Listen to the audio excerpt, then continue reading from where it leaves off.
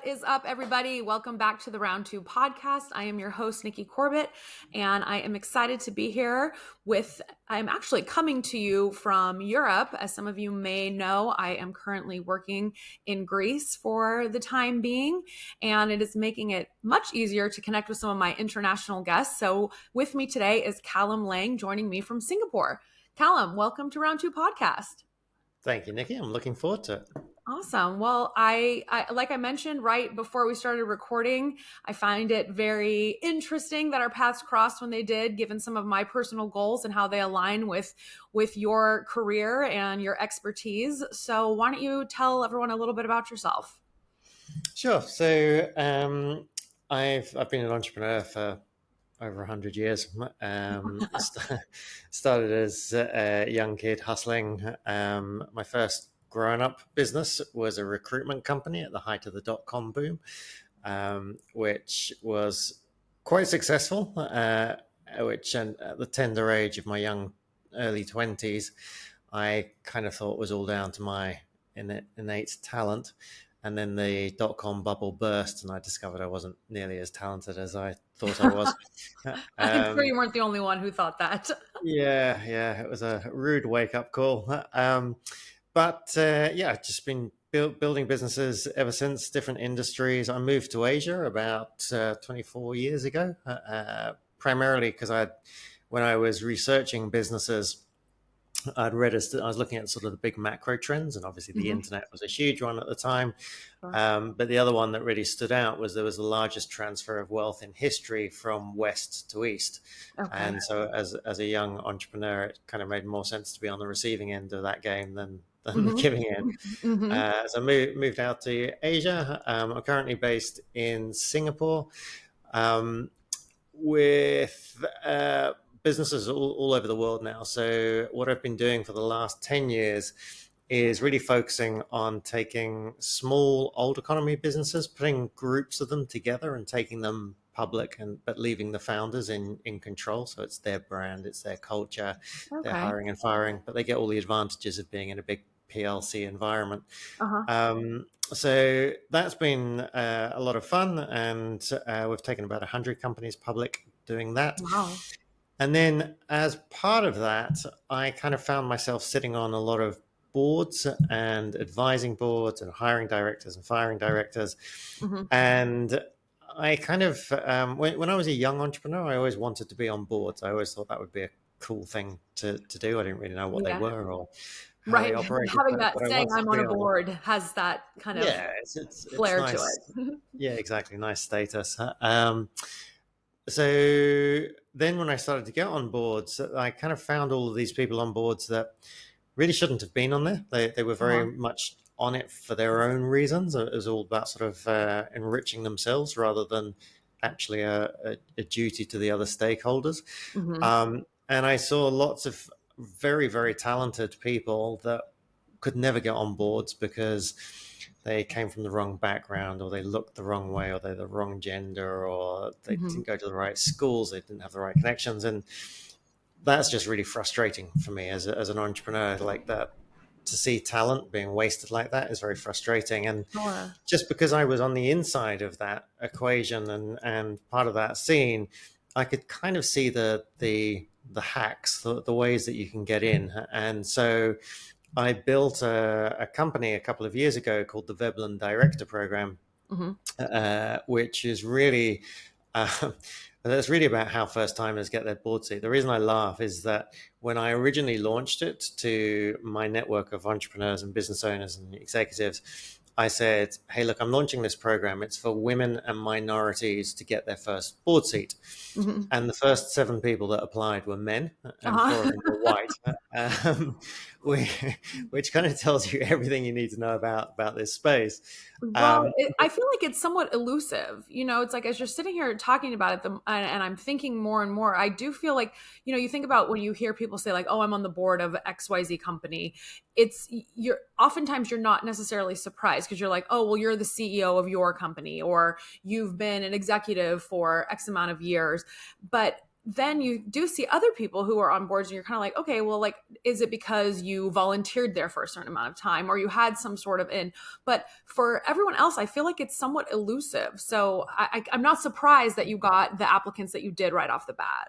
Yeah. Well, look, there's a couple of parts to it. I mean, it is incredibly small community. Mm-hmm. It's very exclusive and very deliberately so. Like you've got a very small number of people sitting on a large number of boards getting paid a huge amount of money. Mm-hmm. There's not a lot of interest in opening that pool to a wider talent market. Like, why Sure. would you? And so that's why it's been such a closed system for the last 100 plus years. Uh, but what's really changed in the last decade or so is there's this push for diversity, and the push for diversity is coming from investors, and it's not diversity for the sake of diversity. It's the fact that in the global financial crisis, trillions of dollars of investor capital was lost, and Mm-hmm. investors up until that point had been saying, we want old gray hairs on the board. We want people that have experience and Mm-hmm. they're going to just keep the ship steady. Yeah. And what happened was investors said, oh, hang on, that's not really working very well for us. What we need now is fresh ideas. We need people that will Mm-hmm. challenge the status quo. We need people Mm-hmm. from different backgrounds. And so this has created a theoretical great opening. Mm-hmm. The problem is, if you're on those boards, it's terrifying bringing somebody new on. So even if you know that you should have diversity on the board, even if you're excited about that idea, it's such a risk to take on an external person, an outsider that you don't know and trust already. Mm-hmm. And the problem, especially when you get to bigger companies and public listed companies, is the risk of getting it wrong is so high that most directors are choosing to do nothing rather Okay. than risk getting it wrong. Because Mm-hmm. if I'm in a public company and I hire you, Nikki, because you're entrepreneurial and you'll offer a different perspective, and then you turn out to be useless or you turn out to be a pain or disruptive, Mm-hmm. well, we've got two choices as a board. We can fire you, but that makes us look incompetent and the share price plummets. Right. Or the average, we can put up with you, but the average tenure of a board member is 9 years. Oh, So that's a wow. long time. That's a long time to Oh, put okay. up with That it, was right? literally the question that was going to come out of my mouth next is how long is an average tenure? 9 years. Yeah, yeah, Okay. yeah. Well, I can see why there's trepidation to bringing on new people. Exactly, and I think this is the key thing. Like a lot of us kind of look at sort of boards and the lack of diversity, and even with all the talk about ESG and diversity, very little has actually changed. There's a few more Mhm. women on boards, but there's really not a lot of diversity. Um, and it's very easy to kind of go, well, that's because boards are just selfish and they don't understand and all of this sort of stuff. It's not. You really need to understand the psychology that's going on behind it. It's basically self-protection. They're Okay. very worried about getting it wrong. And so the Hmm. Veblen Director Program, which I created, and then the book which I wrote, which was kind of my experiences and then the experiences of helping now nearly 200 people get on more than 300 board seats, Awesome. is that you have to de-risk it. Like Yeah. there's a Trojan horse to get inside and to build these relationships with these boards so that they're not taking a risk on you. Hmm. But that's the whole idea. You need to find your way in and de-risk it. And that's kind of what the book and the program is about. So, and yeah, that hence we come around to how do we get you on a board? I know. I know. I can't wait. I'm so excited. So okay, so talk to me more about, the traditional, kind of mindset of having like older, more experience. I mean, and I can certainly understand that, but I think now we're at this day and age where because of technology and because the traditional 9 to 5 is not the only path to success anymore, and there are so many connections that are made worldwide because of said technology. I would think that it would be, you know, more, it hopefully would be getting more welcome to be adding different people from different places with different types of backgrounds that, maybe, college now isn't the only way also to success, right? It used to be so shocking, like, oh my gosh, this person isn't going to college. And now it's like, go to college if you actually need to go to college for what you want to do. But if you don't necessarily need to do that, experience trumps all. Yeah. So how are you navigating that, or how are you teaching people to have that level of confidence when they want to be on a board? Yeah. So look, it does come down to this idea of adding value. Mm-hmm. And so Um, back in the olden days, investors wanted the experience on there. They wanted you to have had 10, 20 years board experience because they wanted a safe pair of hands to look after their capital. Mm-hmm. Um, there's a whole industry of organizations that will give you board directors certificates, Mm-hmm. so like institute directors and stuff. And what they teach good corporate governance best practice for an S&P 500 company. Mm-hmm. So that's fascinating, but it's irrelevant because Okay. good corporate governance for an Mm-hmm. S&P 500 company is completely irrelevant to Mm-hmm. 99% of the companies in the world. If you tried to apply that best practice to a small company, you would kill it.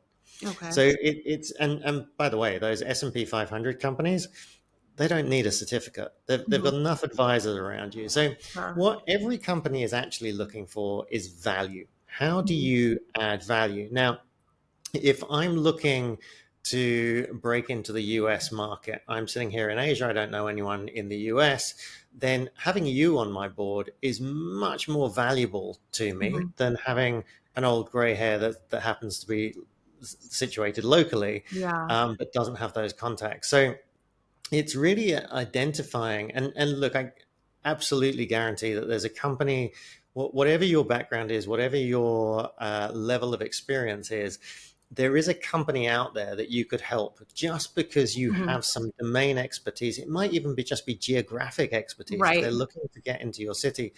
I mean, our youngest member is 25 years old and is sitting on a board and is adding huge value Mm-hmm. because they're plugged into that generation in a way that Totally. Warren Buffett would never be plugged Right. into that Right. generation, Right. even Yeah. though on paper, Warren Buffett's quite a good hit, right? So, Sure, sure. No, I uh, love that. This reminds me of a time. So I actually, 10 years ago, I was working for Intel and I did a rotation overseas and I worked in our Shenzhen office and I spent time there. And then I also spent time working in our Hong Kong office. And when I came back, I had run into the man who was the director of the Americas Geography and the Sales and Marketing Organization. And he said, "Hey, will you come and talk to my staff about your experience there?" And I said, "Yeah, of course I will." So I went in and it was funny because it was almost like they were expecting there to be these like insane nuggets of value that I had learned by being there that they had never thought about. And really my biggest takeaway was that culturally we just do things differently. So we all have the same goals at the end of the day, but the cultural piece of it was so significant. I mean, I spent hours one time putting together a new process that what a customer team was going to implement. Had I been back in the US doing the exact same thing, it would have literally been a 30-minute conversation with the customer team. No slide decks, no presentations, no nothing. This was it, and that was the biggest like aha moment for me. So I can totally relate to what you're saying by having that different, just being able to whether tap into like a city or an age group or a geography can add tremendous value when trying to get ahead. yeah, and I think so. I think you kind of need to also step back a little bit from this, and nothing I can tell you on this call or in the book is going to enable you to go and get a board seat with Tesla or Sure, sure. Meta or those Yeah. guys, right? Now they do want 10 or 20 years board experience, and you Mhm. need to have proven yourself. But what's really interesting, and especially your audience is entrepreneurs, and I think entrepreneurs should be thinking, whatever level you're at, even if you're a solopreneur, you've just started out, Mhm. put an advisory board around you. So the reason I say that is there's 330 million companies in the world, for-profit companies in the world. Less than 1% of them have an active functioning board. So just less than 1%. Wow. And yet, if you think about it, every single successful company you can think of has an active functioning board. Absolutely. So there's clearly something to these boards. Yeah. And yet most of us as entrepreneurs, we kind of think, well, okay, maybe that's something I do when we're much bigger and it's going to cost a lot of money and it's a headache. It doesn't need to cost any money and it doesn't need to be a headache. Your advisory board should be a group of people that want to help you grow your business. And basically you can go up and look, I could say to you, Nikki, hey, I'll buy you a coffee once a month and even this could be a coffee over Zoom. Yeah. Just want to have a chat with you for 30 minutes, an hour, once a month. And by the way, I've got 4 or 5 other really cool people from around the world, different industries that are also going to be on that call. Would you be interested in doing that? Now, for a lot of employees in kind of middle management roles around the world, the chance to sit on an advisory board and live vicariously through an entrepreneur is incredibly exciting. Right? It wouldn't occur to them that they need to be like paying or get paid for this. So you can get these amazing people. And so I did this with one of my companies about nearly 10 years ago now. I had somebody from Microsoft, I had somebody from Yahoo, I had somebody from Google. And look, quite frankly, they could have been the janitor, but I could now go out to investors and say, hey, I've got somebody from Google on my board, I've got somebody from, like the power of having them on there. And even if the advice wasn't always great, and for the most part, it was good, I was just too dumb to take it. But even if it wasn't, I still got value from having them there, from having that accountability. And so for somebody like yourself that's looking to get on this, if you were to apply, and one of our kind of rules at Veblen Director Program is never apply for a board seat, always create one. If you apply for a board seat, they're just going to say, no, you haven't got any board experience. It's like going right back to the beginning of your career again. And you can't get a job because you haven't got work experience. Because you've never had a job. So that whole thing repeats again at board level. So rather than apply for a job, go and find a friend that's got a business or somebody that you know that's got a small business and say, hey, look, have you thought about an advisory board? I'll set one up for you. So I'll go and find 10 great people that I know and convince them to come and spend half an hour or an hour a month with you looking at your business. You pick the top 5 that you like and we'll do that. Now, by default, you're going to be on that board because like you've set it up. Now, it's a great learning experience to do that. Plus, you've now building a favor network, which kind of works is important in this. Plus, you update your LinkedIn profile. Now, what's really interesting about this is the power of updating your LinkedIn profile to say you're sitting on the board, even if it's a board of advisors, is unbelievably transformational. Because what happens is people have been viewing you through a particular perception. So you're an employee here, you're just a small entrepreneur, you're the podcast host, whatever. That's their perception of you.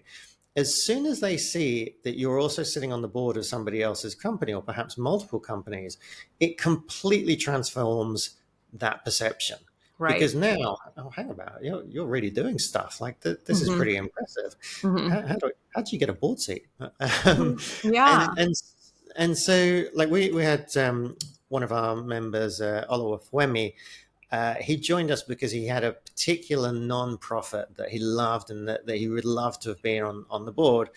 He came into our program, started going through the content. Within a week, it was like a light bulb went off in his head. He knew exactly how to pitch himself to them. He contacted them. They were like, yeah, we'd love to have you on. That would be amazing. Because he talked completely about the value he could provide, nothing about what he wanted out of it. But they were like, yep, we'll do it. So he got this paid board seat. He updated his LinkedIn profile, made a post. So I'm thrilled to be joining this. Another nonprofit saw that post and went, oh, are you open to board seats? We would Yeah. love to have you on our board. Uh-huh. So literally within 2 weeks, he had 2 paid board seats on 2 nonprofits that were just like Awesome. his dream position. So Yeah. it can happen incredibly quickly Hmm. once you understand you're there. And what's really interesting is that everything that we kind of teach, and this should be quite obvious to any grown up. It should be very obvious to entrepreneurs. It amazes me how often it isn't obvious to employees, but we have to pitch ourselves in terms of the problem we're solving Hmm. for the board or for the company. Right. When I started sitting on the boards of public companies, I had about 2 years where almost every week I would get a message on LinkedIn from somebody saying something along the lines of, I'm coming to the end of my career. I want to work less. Can I get a board seat with you? Hmm. I was like, oh, that's what I'm looking for. Someone lazier than me. Yes, that sounds perfect. Of course, if I can pay you to do very little work, that would be Yeah. brilliant. And you're like, how have you got to the end of your career and you're still framing an application in terms of what you want out of it? Like it just Yeah. boggles the mind, but people do. So when you go to a company and say, hey, I love what you're doing. I'd love to help you grow. I'd love to help you expand. I'm really well connected. I know these people. I come from this industry. And the interesting thing is, just especially with small companies, which is where you're going to start, Hmm. literally one connection you make or one bit of advice can completely transform the Change the trajectory trajectory. of Yeah. that business.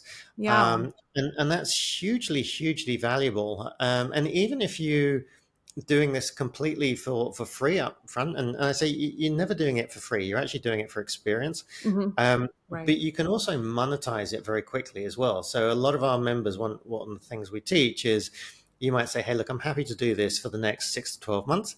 If it's working for you and it's working for me, then let's turn this into a paid role at Yeah. 50 grand a year or 60 grand a year. Hmm. Um, and that's very easy for entrepreneurs to say yes to because Yeah. they're assuming that you're not going to deliver and they're not Yeah. on the And hook they're going to for get it. something Um, for free. exactly. Yeah. But you've now got a year to make yourself indispensable to them Mhm. and super valuable.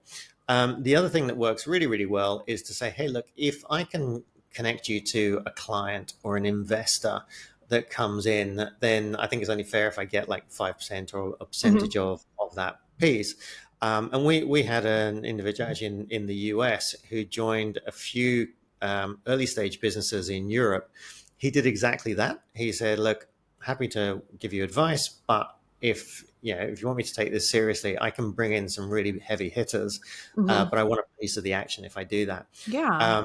And he was making hundreds of thousands of dollars in his first year just from his From this connections. network. So No, I yeah, really, all these things you're saying, like I was reading your book last night, and one of the things that I really liked and that really like resonated me and got me fired up about, being able to go on this journey for myself is, making sure that you're doing things for the right reasons. And so you mentioned that, someone had reached out to you and said, hey, I'm nearing the end of my career. I want to do something easy and, get paid for it. And it's like, okay. And so I started really thinking more about that and, okay, like what types of companies am I interested in? Where do I think I could add the most value? Why do I think I could add that value? And how is it going to be exciting to me? And so I love that because I do believe that, passion at its core it should be one of the drivers for the things that we're doing. Right. And so if it's not my business, but it's like, if I'm passionate about someone else's business, how can I help them achieve their goals and get them where they want to be? yeah, and I think look, often when I have the conversation with entrepreneurs and I say, look, there's two things. One is that you need a board of advisors around you. Hmm. And the second is you should be sitting on the boards of other companies. Hmm. The normal pushback is, hang on, look, I'm already working 24/7 in my own business. Like everything's on fire. Yeah. I've got Yeah. enough to deal with Uh-huh. without worrying about somebody else's business. But the interesting thing is, as soon as you sit on somebody else's company, apart from the kind of credibility and status that we've already talked about, so the fact that your staff, your clients, potential investors will view you very differently if you're Mhm. just a small business owner to if you're a small business owner that sits on the boards of two or three other companies. So apart from that, what You do. First of all, it forces you to get your head out of the weeds, which, we're so tied into the operations of our own business. When you go and sit on the board of somebody else's company, you kind of have to come up for air, and you have to Yeah. think strategically about what's best for their company. Mm-hmm. And that's super helpful, because it's like putting on a new pair of glasses, and then you come back to your own business and go, Yeah. why am I doing it like that? Right. The other thing is, we also, when we're in the midst of kind of building our business, we know our company is held together with chicken wire and masking tape, and Mm-hmm. yet everybody else's business looks like it's running really smoothly and Right. really easily, and Yeah. we're going to get the Instagram version. Yep. And when you go and sit on the board, you realize every company is a little bit rubbish. Yeah. It's, I mean, it is everyone's got problems. amazing when you think about that, when you see even massive, massive, like Fortune 100 companies, when you get on the inside there and you see how some of the things work, you're like, wait, what? Like, this is how we're selling millions of dollars of product through this system? How does that Yeah. happen? Yeah. So when you do that, it makes you feel better. Yeah. But B, what you discover is that there's stuff that they're doing which is really obvious to you that they shouldn't be doing, and you're Mhm. like, well, hang on, like, I stopped doing this 6 months ago and it changed everything, which to Yeah. them is hugely valuable. The flip of that is, you'll see that they're doing things that you could change instantly and improve your business, Mhm. because they've been thinking about different issues at different times. So Mhm. um, yeah, I think that those two things are just, it's probably my key piece of advice to young entrepreneurs or early stage entrepreneurs, is it's never too soon. Mhm. In fact, when I set up a new business now, the first thing I do is get the advisory board. Okay. Even before I get the first client, even before I Okay. think about raising capital, I'll get 4 or 5 people together and I'll say, hey, look, I'm thinking about starting this. A, would you be on the advisory board? Mhm. And B, what am I missing? Mhm. Um, and that will save me years of time, I bet. because either they'll say not interested because it's just not a compelling proposition, and I go, Mhm. well, hang on, Yeah. what makes it not compelling? What would I need to do to make it compelling to you? Or they'll say, yeah, it's a great idea, it's a great area, but have you thought about this? Because this is the bit that actually is where the money is in that thing. And Mhm. and so that's kind of like it's a great test bed Yeah. for your ideas, and then you kind of go out and test it in the market as well. No, that is such great advice because, even as I went through the Techstars startup program with a company that I was working with at the beginning of the year, one of the things that they had said to us from the very first day was, some of you guys will come in here with a certain idea and you'll leave the program with working on a completely different idea. And, the program was really tailored for these businesses to go in and do all these different activities and exercises to really learn, like, do you have an MVP? Do you have something that people are willing to crawl over glass to pay you for? And so learning, watching some of the businesses completely do 180s, and maybe, one of them even came in as like in this industry and left in this industry, so watching that was really exciting. So this is even more exciting because I was going to ask you, what phase do you suggest people put together a sort of advisory board? And so doing that from the jump, especially having folks who have certain experience levels that can sit there and say to you, and maybe it even comes down to, like, are you articulating yourself and your idea well? And maybe you're not, and just having somebody help you be able to phrase it in a way where people go, oh yeah, that makes sense, versus like, wait, I don't really understand what your idea is here. Yeah, and just the credibility, like, when, especially if you come from a big business or a big company, and maybe you were a manager and maybe you hired some people, and you got these great people that had been vetted by the recruitment company and vetted by HR, and then they landed in front of you and they were motivated and driven and they're excited by the company and all that. Then you get to running your startup and you get what you can afford and what's available. Mm-hmm. Yeah. So And look, they've got choices, and so if you're having a conversation, you're trying to recruit someone to your business, and it's just you with an idea. Yeah. That's very different to saying, hey, look, I've already got an advisory board, and I've got somebody with this experience, I've got someone from this background, and I've got someone in this country. That instantly gives you credibility, whether it's hiring your first staff member or getting your first client. It's a huge boost that you just don't have. Like, the shortest way to build trust is to leverage off something that other people already trust. Yeah. Whether that's a brand or a company or somebody's personal brand, but that's the way to do it for sure. Mm-hmm. So one of the things also that I had read in your book was you were talking about, helping people get on boards, and then perhaps they would be on this board of the company that starts to grow and flourish and scale and gain some traction. And then, maybe they can bring it your way to have you become, work your magic on that side of the house, whether it's taking it public or, merging it with another company. So has that happened? Is that something that you've done with the 300 different board seats that you've helped folks get? So it's quite funny. I caught up with a very good friend of mine from India, who's actually in Canada, and I haven't spoken to him for about 3 years. We're very good friends. We're just absolutely useless at staying in touch. And I caught up with him this morning, and he said, "What are you up to?" And I said, "I've kind of built this company," and he was like, "Yeah, I see why you've done that."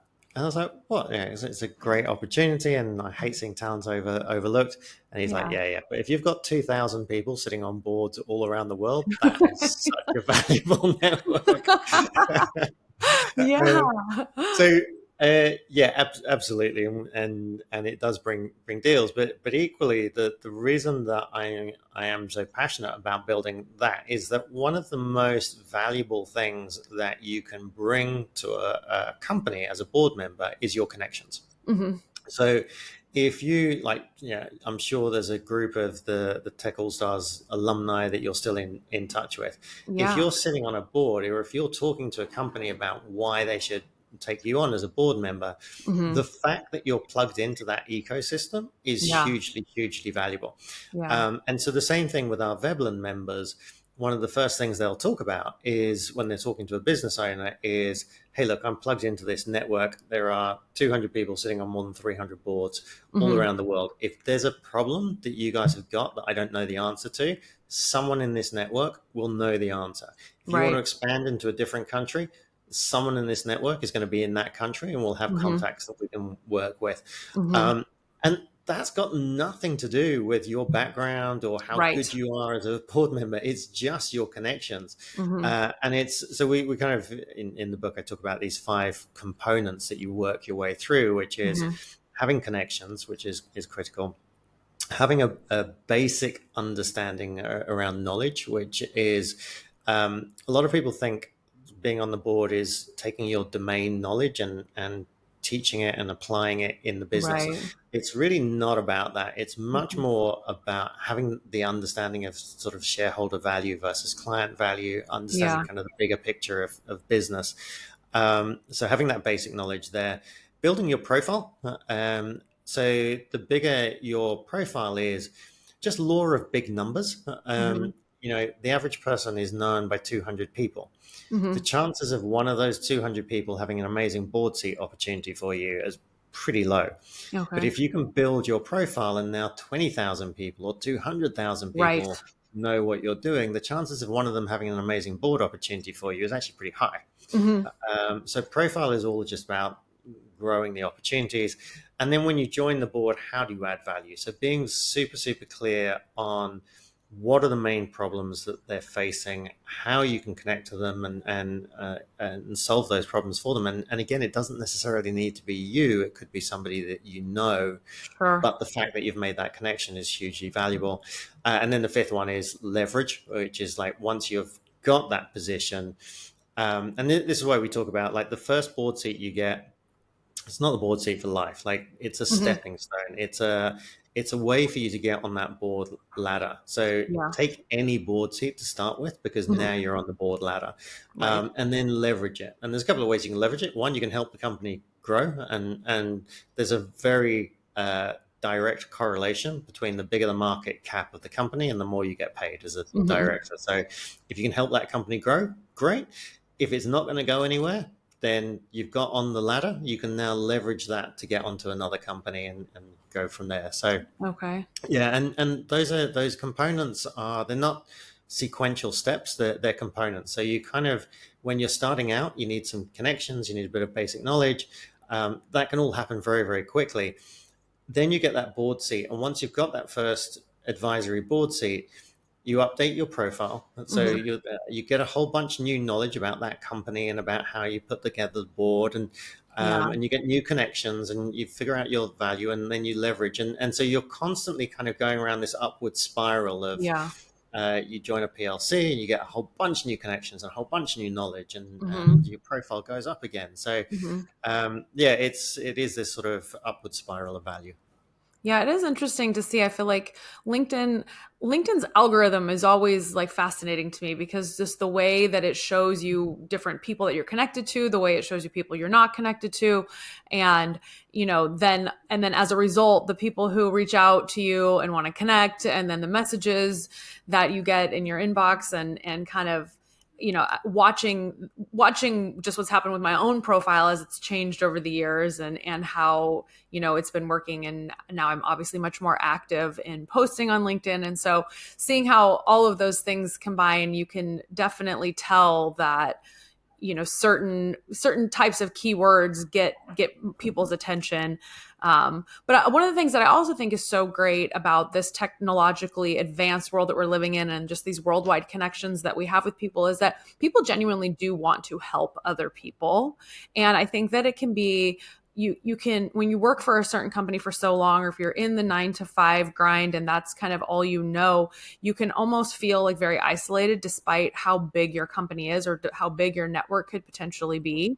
And I think certainly being on the entrepreneurship side of things, I've always been very closely aligned. My dad's a lifelong entrepreneur. He started an academy called the Sacramento Entrepreneurship Academy. So entrepreneurs have been a part of my life, like, since I can remember.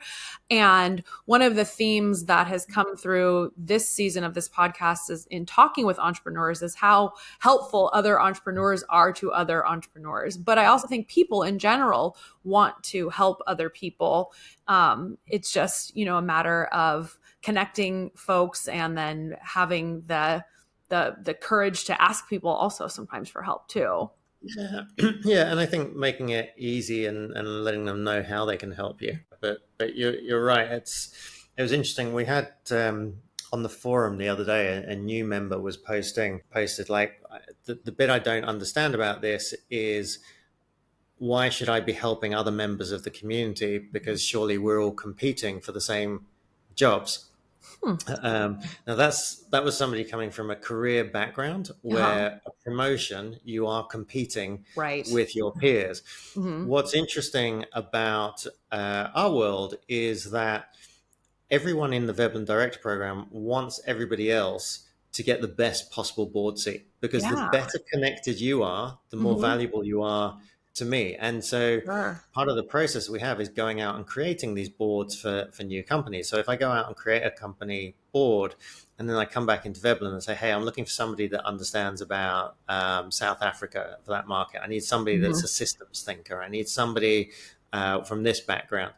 Then I create 4 or 5 new board seats.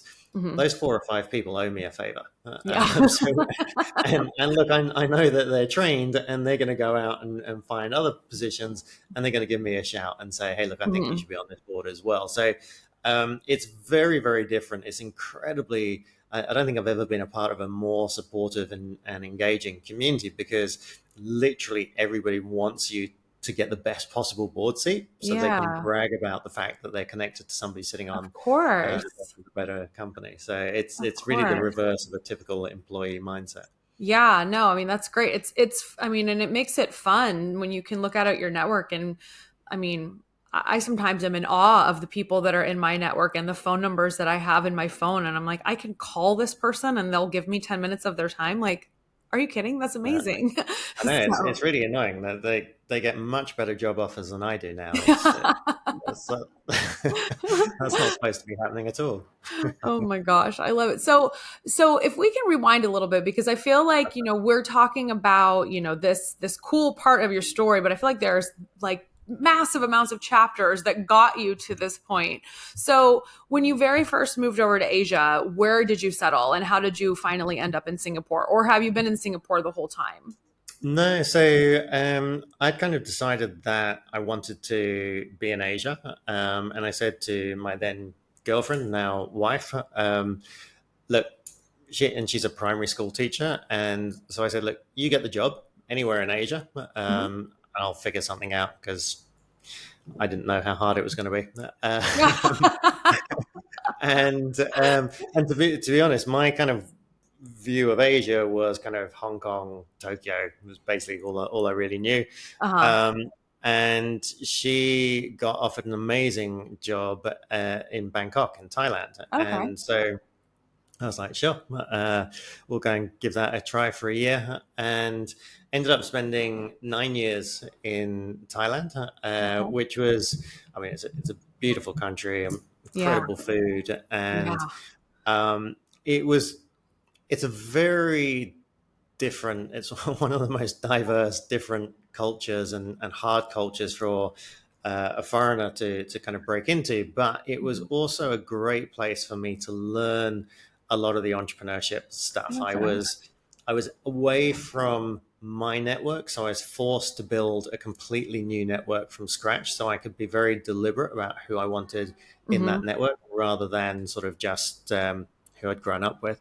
Sure. Um, and it was quite forgiving. So that I was able to make a lot of mistakes, and I took full advantage of that to make a lot of mistakes Uh-huh. with all of my businesses. But um, yeah, because of that, because I could kind of cycle through and get that learning, it was relatively easy. And look, most people who go to Thailand go there for leisure rather than Hmm. for business. Like if you're Sure. serious about business, you would go to Singapore or Tokyo or Hong Kong. Hmm. You don't really go to Thailand. And so by going there and being ambitious and driven, it was quite easy for me to stand out and attract opportunities. And then, yeah, had a fantastic time there. But then we sort of had kids and grew up a little bit, and it was time to move to a more grown-up business environment, which Okay. Singapore is, and also like with all of my stuff is global, so Singapore is just a great bouncing pad Hmm. to go to anywhere. It's a great country. Okay. And so you've done a lot of work in M&A. And so how did you first, get into that world and, combining different businesses to get them publicly traded while keeping these founders on board and in charge? Like, tell me just a little bit about that because that's so intriguing to me. Yeah, so it was the first business that I bought. So was running an events company in Bangkok, and we had weirdly, after we were running these conferences and business stuff, and then I organized just for my team a go-karting session afterwards, and I Okay. invited some of our sponsors. And our sponsors were like, "Oh yeah, definitely! Like, can we sponsor that? Sure." Yeah. And we ended up making more money and having way more fun in this go-karting tournament after the event. Oh my gosh. And so I sort of that kind of evolved into a sports events company. And then Okay. somebody approached me and said, "Hey, look, we've got this yacht regatta. It's kind of on its last legs. It's run out of money. Would you like to buy it?" And I didn't have any money. I didn't have any time, but I was kind of intrigued because I thought that's a really cool thing to own, Yeah. is a yacht regatta. um, Yeah. so I went and sort of kicked the tires and had a look, and I realized that I could actually, if I got one of the sponsors of the regatta to pay up front, I could use that money to buy Hmm. the regatta. So I didn't actually need to pay for it. And so that was kind of my first acquisition. And within a year, I had lined up a bunch of sponsors, just because I was running it professionally as opposed to as an amateur sports event. Okay. I was able to monetize it. And then, so that was kind of my first acquisition. Then I met a gentleman called Jeremy Harbour, who very, very successful entrepreneur, had been doing M&A for a while. Mm-hmm. And he had basically figured out how to buy companies for very little money down, a little bit like I had done, but he'd sort of done it at a whole new level, like way advanced. Mm-hmm. So I spent some time with him. He was empire building in the UK. I was kind of doing my thing in Asia. And then he phoned me up one day and he said, look, I've kind of had this idea. I've just sold 2 businesses to a PLC. You can get a much better price if you pay if you accept stock rather than cash. What about we put together a group of companies, but instead of doing the typical fire the entrepreneur and merge them all together and destroy all the value and ruin all the brands and Right. do all that stuff. Yeah. What about if we just leave them on their own, just let them carry on doing what they're doing, but under an envelope of a PLC, which would have solved so many problems that I'd had as a business owner up until that point. So I was like, that makes a lot of sense. So we joined together and have been working on that model for about 10 years now. Cool. Like I said, taken over 100 companies public. And it's just a really, so everyone focuses on startups and early stage businesses, but it's less than 1% of the economy. And then at the other end of the scale, 200 million market cap and above, which is kind of where private equity and the public markets take over, is well understood and well known. But sitting between that is 50% of the world's economy. Yeah. So 50% of the world's economy is in small businesses that are below 200 million market cap, and they're not startups. And they're just lost. Like nobody's interested in them. They are the backbone of the economy. It's cliche, but they are. But it's incredibly fragmented. They're too small and illiquid for most investors to want to touch. They're not exciting enough for venture capital or angel investors because it's a construction company or an education company. It's a company that's just plugging along, right? Yeah. So it's the biggest asset class in the planet, and no sophisticated capital is connected to it at all. And yet, if we take 20 of these guys and put them under a holdco, now sophisticated capital can get in and out, use it through the public markets, and you basically finally reconnect capital with the people that are actually solving the real problems in the world. So, that's kind of what the day job is. All right. Well, that's super exciting. Thanks for sharing. So tell everybody who's listening, how that they can connect, how they can buy your book, how they can learn from you about getting on a board seat. Sure. Well, first of all, don't buy the book because I think Bezos has enough money. Fair. So if you go to callumlaing.com and stick in your email address, I'll send you a free copy of it. Oh, wow. And my other books as well. And follow me on LinkedIn. LinkedIn's kind of where I tend to hang out, occasionally on X, but yeah, LinkedIn's the best place to connect with me.